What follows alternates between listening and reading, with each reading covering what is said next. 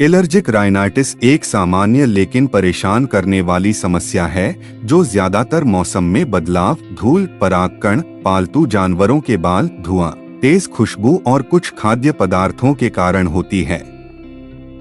इसमें बार बार छींक आना, नाक बहना या बंद होना, आंखों में जलन और पानी आना, गले में खराश, थकान और सूंघने की क्षमता कमजोर होने जैसे लक्षण शामिल होते हैं।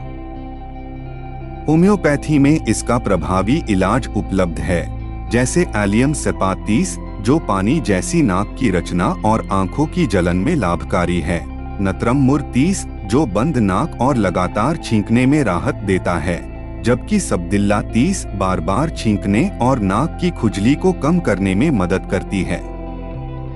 इसी तरह आर्सेनिकम एल्बम 30 रात के समय नाक और गले में जलन के लिए और वायथिया 30 गले की तीव्र खुजली के लिए उपयोगी है। इस समस्या से बचाव के लिए आवश्यक है कि मास्क का उपयोग किया जाए, अधिक पानी पिया जाए, नाक के अंदर देसी घी या सरसों के तेल की मालिश की जाए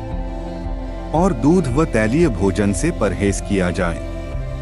यदि आप भी एलर्जिक राइनाइटिस से पीड़ित हैं, तो होम्योपैथी एक प्राकृतिक और प्रभावी इलाज प्रदान करती है, जिससे बिना किसी साइड इफेक्ट के इस समस्या को दूर किया जा सकता है।